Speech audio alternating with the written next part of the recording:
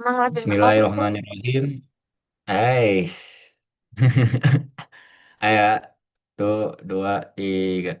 Bismillahirrahmanirrahim. Assalamualaikum warahmatullahi wabarakatuh.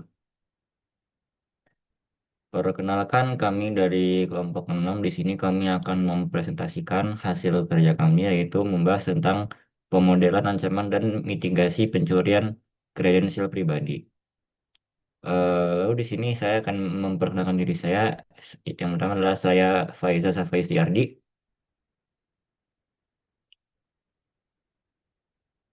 Nama saya Muhammad Hafiz Anindya. Saya Aryan Zaki Prayogo. Aku selalu yang Vesina.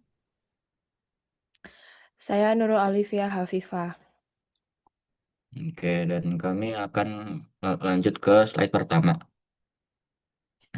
Di sini saya akan menjelaskan tentang peta jalan investigasi. Yang pertama adalah konteks dan urgensi, yaitu latar belakang ancaman digital, fenomena phishing, phishing lokal, dan juga penetapan fokus investigasi. Eh, Yaitu em, bagaimana kita dapat memahami ancaman digital khususnya phishing dan yang sedang marak berkembang di lingkungan kita sekaligus dapat menentukan fokus investigasi yang relevan. Lalu selanjutnya terdapat juga fondasi teori dan hukum yang dimana itu mencakup konsep rekayasa sosial, regulasi yang berlaku, serta metodologi yang digunakan dalam kajian ini. Lalu yang ketiga adalah anatomi serangan dan dampak, yang dimana ini dengan membedah bagaimana modus operandi phishing bekerja, serta bagaimana dampaknya bisa berkembang hingga menimbulkan kerugian bagi korban. Lalu yang keempat adalah analisis akar masalah dan resolusi, yaitu evaluasi dari sisi teknis manusia dan kebijakan yang kemudian menjadi dasar dalam merumuskan strategi mitigasi yang tepat. Next. Lalu di sini ada yaitu adalah manusia merupakan celah terlemah dalam evolusi ancaman cyber. Yang pertama adalah terdapat paradoks digitalisasi yang dimana peningkatan transaksi digital di Indonesia ini justru diikuti dengan meningkatnya eksploitasi data. Lalu kemudian dari manipulasi kredensial, phishing saat ini tuh apa ya, tidak lagi fokus dalam membobol sistem, yaitu lebih ke arah memanipulasi kredensial. Artinya di mana pelaku ini menyamar sebagai pihak yang dapat dipercaya agar korban itu secara sukarela eh, ingin memberikan informasi sensitif seperti mungkin dari username, password dan lain-lainnya. Lalu eh, hal ini juga apa namanya, sebagian besar ini insiden bukan karena serangan teknis atau kayak brute force dan lainnya, tapi ini merupakan human error. Dengan kata lain, korban ini secara tanpa sadar menyerahkan akses mereka sendiri akibat jebakan rekayasa sosial. Ini menunjukkan bahwa faktor manusia ini merupakan target utama dalam evolusi serangan cyber pada saat ini. Next. Lalu yang selanjutnya adalah konteks lokal, yaitu serangan cyber mengeksploitasi budaya sehari-hari. Yang di mana phishing ini tidak lagi bersifat umum, tetapi sudah menyesuaikan dengan kebiasaan digital dan budaya masyarakat. Contohnya, contohnya yang saat ini sedang marak adalah modus kurir paket, yang di mana ini memanfaatkan tren online shopping. Pelaku ini menciptakan rasa panik seperti paket gagal dikirim, agar korban ini bertindak tanpa berpikir panjang. Lalu juga ada modus undangan apa namanya, wedding pernikahan yang dimana ini memanfaatkan sisi sosial seperti rasa segan dan juga kepercayaan. Pelaku ini menyamar sebagai orang yang terdekat atau kerabat dekat sehingga korban ini lebih mudah percaya. Yang menarik dari kedua modus ini adalah memiliki pola yang sama, yaitu penggunaan link manipulatif dan juga instalasi APK yang berbahaya. Biasanya ini melalui WhatsApp.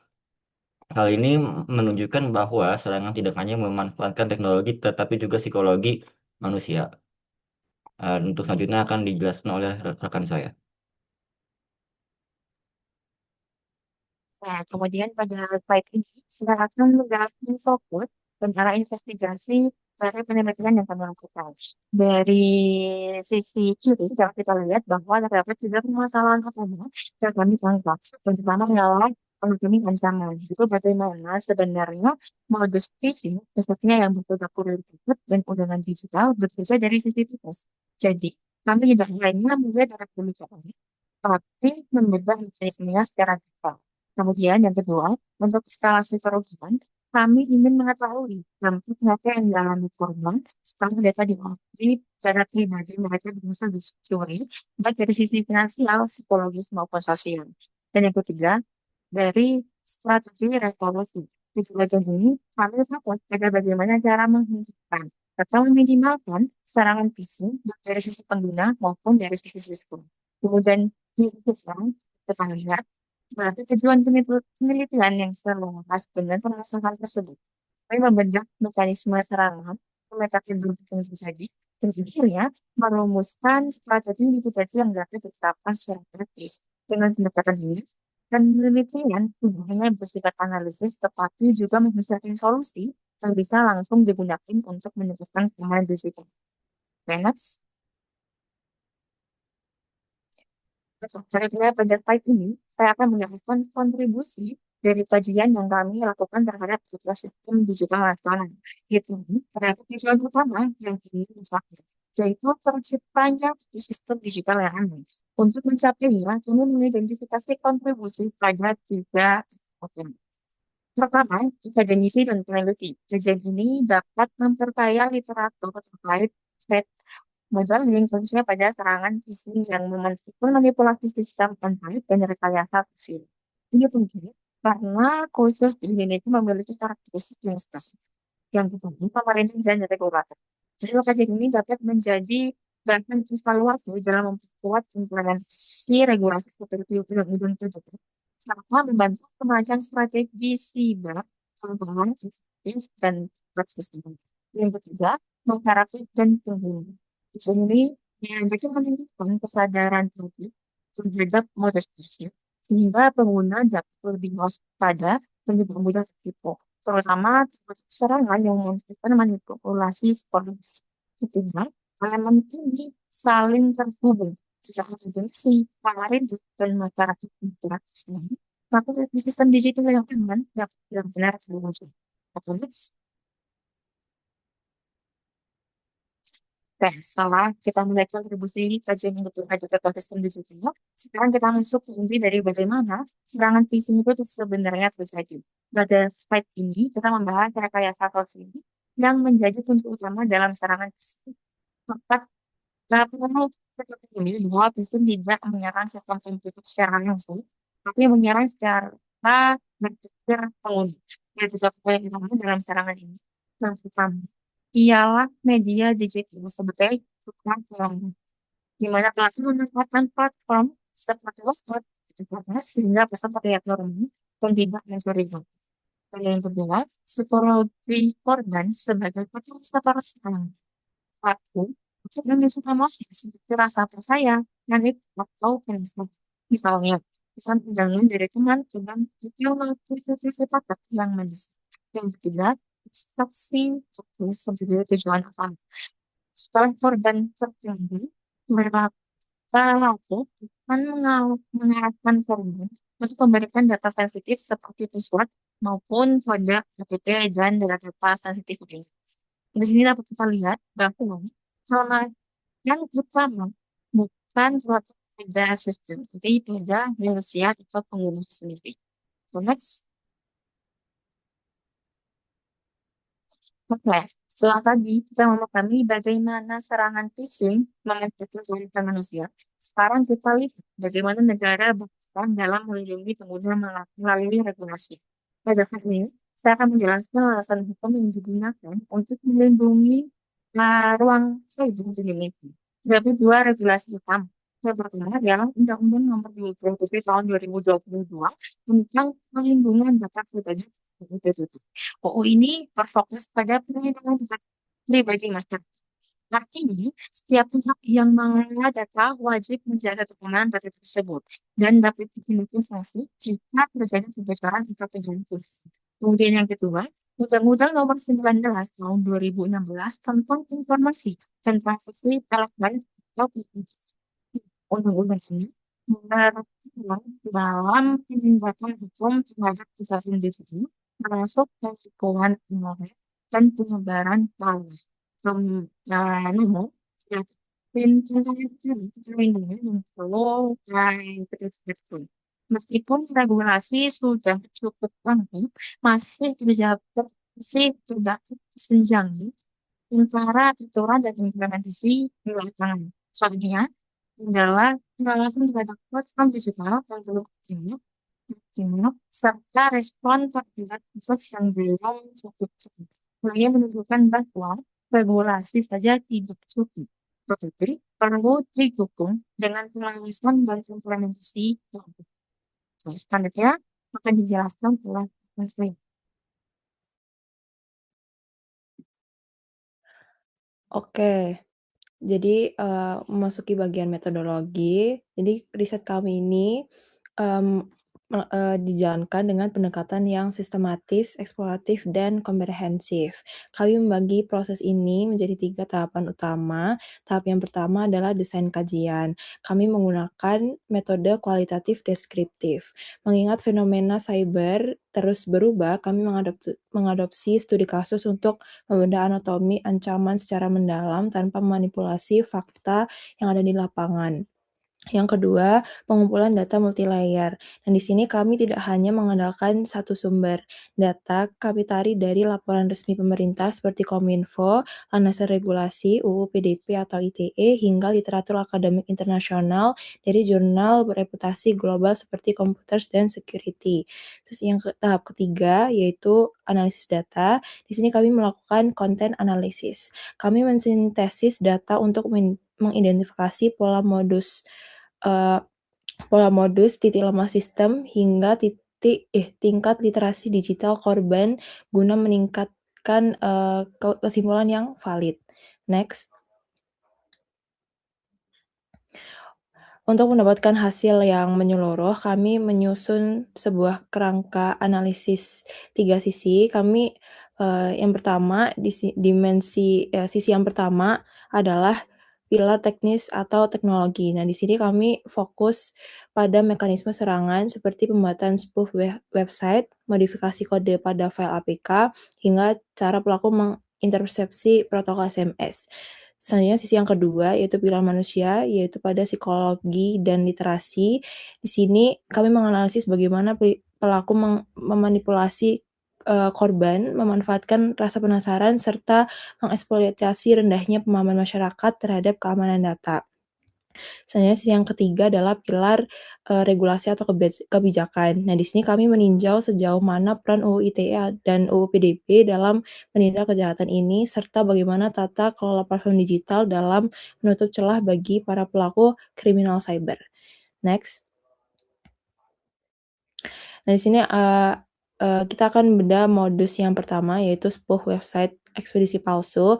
Jadi serangan ini tuh terjadi dalam 4 fase. Yang pertama, pelaku mengirim pesan WhatsApp yang memanipulasi urgensi, mengatasnamakan ekspedisi dengan narasi paket gagal dikirim atau cek resi. Yang kedua, korban yang terpancing akan mengklik tautan menuju situs website tiruan.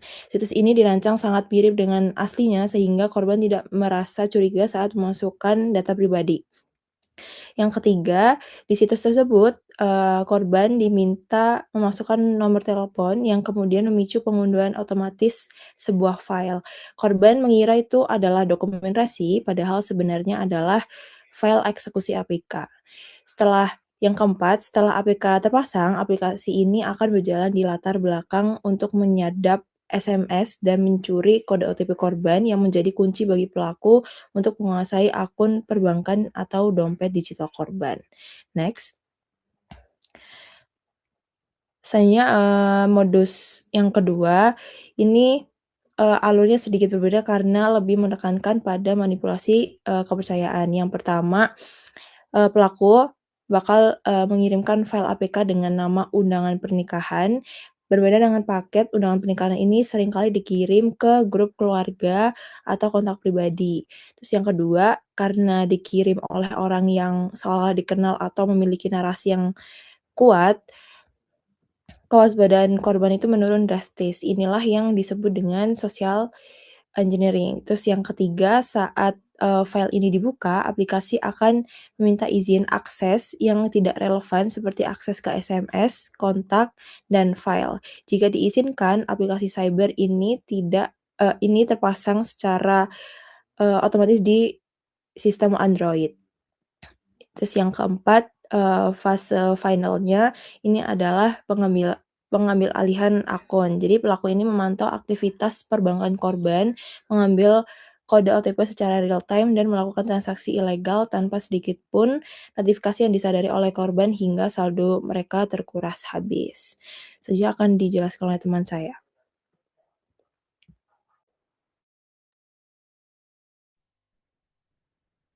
Oke, setelah kita memahami bagian serangan yang terjadi, sekarang kita masuk ke bagian residu serangan atau sisa dari serangan tersebut. Nah, dampak fisik ini tidak berhenti saat data tercuri. Ada eskalasi kerugian yang bersifat multidimensi. Yang pertama yaitu kerugian finansial atau material. Ini adalah yang paling nyata, mulai dari pengurasan saldo rekening melalui kode OTP yang dikuasai pelaku, transaksi kartu kredit ilegal, hingga penggunaan identitas korban untuk pinjaman online fiktif. Nah, namun ada sisi lain yang sering terabaikan, yaitu dampak psikologis. Korban sering mengalami trauma dan rasa bersalah yang mendalam karena merasa tertipu oleh kesalahan sendiri. Selain itu, muncul ketakutan akan pemerasan lanjutan dan hancurnya digital trust di mana korban kehilangan rasa aman untuk kembali menggunakan layanan perbankan atau digital di masa depan. Selanjutnya yaitu mengenai efek domino. Dampak phishing ini memiliki efek domino seperti pencurian satu data master seperti KTP atau biometrik akan memicu riak kejahatan yang lebih luas. Data yang bocor bukan sekedar angka, melainkan pintu masuk untuk identity fraud, di mana pelaku menipu rekan atau keluarga menggunakan identitas korban. Lebih jauh lagi melalui file aplikasi yang terinstal. Ponsel korban bisa menjadi agen penyebar malware massal ke seluruh daftar kontaknya. Di tahap akhir, informasi privasi yang disadap dapat digunakan untuk extortion atau pemerasan, yang pada akhirnya menghancurkan reputasi sosial korban secara total. Jadi ini bukan hanya masalah uang, tetapi adalah masalah integritas sosial. Selanjutnya yaitu membedah dimensi satu. Nah, lalu mengapa sistem kita masih bisa ditembus? Ada 3 poin utama di sini yaitu yang pertama evolusi taktik spoofing. Sekarang penyerang sudah sangat canggih, mereka menggunakan sertifikat SSL gratis agar situs palsu mereka terlihat aman dengan ikon gembok atau HTTPS, sehingga menipu indikator keamanan pada browser kita. Yang kedua yaitu manipulasi file aplikasi. Pelaku menyembunyikan skrip jahat di dalam file Android package yang dikamuflasekan sebagai dokumen PDF atau gambar undangan. Yang terakhir yaitu celah enkripsi sistem pesan. Layanan SMS standar kita tidak memiliki enkripsi end-to-end. Begitu aplikasi jahat mendapatkan izin akses, seluruh pesan rahasia termasuk kode OTP dapat diteruskan ke server pelaku secara real-time tanpa kita sadari. Kita akan membelah dimensi yang kedua, yaitu kesenjangan kognitif. Sehebat apapun teknologi keamanan yang kita bangun, semuanya akan sia-sia jika pengguna membukakan pintu bagi penyerang. Penyerang mengeksploitasi pola pikir reaksi otomatis versus reflektif. Dengan menciptakan rasa urgensi seperti paket Anda gagal dikirim, mereka memaksa otak kita bertindak cepat berdasarkan emosi tanpa sempat berpikir logis. Ditambah lagi dengan fenomena blind permission acceptance, di mana karena literasi digital yang rendah, banyak pengguna secara otomatis menyetujui semua permintaan izin aplikasi atau permission access tanpa memahami bahwa mereka sedang menyerahkan kontrol penuh perangkatnya kepada pihak luar. Disinilah letak pentingnya edukasi literasi keamanan cyber bagi kita semua. Selanjutnya akan dijelaskan oleh Aryan. Oke, next slide. Pada bagian ini saya akan membahas dimensi ketiga, yaitu kendala pada aspek kebijakan dan tata kelola platform.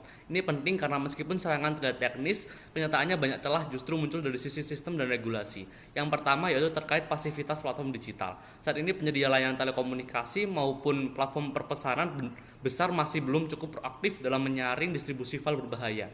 Lalu selanjutnya yang kedua adalah kelambatan respon birokrasi. Dalam praktiknya pelaku kejahatan cyber bergerak sangat cepat. Mereka bisa memindahkan dana dalam hitungan menit dan langsung meninggalkan jejak dengan membuang nomor atau akun yang digunakan. Lalu yang ketiga yaitu optimalisasi penegakan UU PDP. Secara regulasi, Indonesia sebenarnya sudah memiliki dasar hukum yang kuat melalui UU PDP dan UU ITE. Namun tantangan utama terletak pada implementasi di lapangan. Jadi dari dimensi ini bisa kita lihat bahwa masalahnya bukan hanya pada teknologi serangan, tetapi juga pada kesiapan sistem kebijakan dan koordinasi antar pihak. Lalu selanjutnya, next slide, kita masuk ke strategi mitigasi. Pendekatan yang digunakan adalah defense in depth atau pertahanan berlapis karena satu lapisan saja tidak cukup untuk menghadapi ancaman yang kompleks seperti phishing modern. Pada lapisan pertama yaitu individu, yaitu ini merupakan garis pertahanan paling depan. Lalu yang lapisan kedua ada platform digital. Platform ini yang akan mengambil peran lebih aktif dengan menerapkan fitur algoritmik berbasis AI untuk mendeteksi dan memblokir link berbahaya. Lalu yang terakhir adalah lapisan ketiga yaitu negara. Pemerintah perlu memastikan penegakan PDP berjalan tegas, khususnya terhadap institusi yang lalai dalam menjaga keamanan data.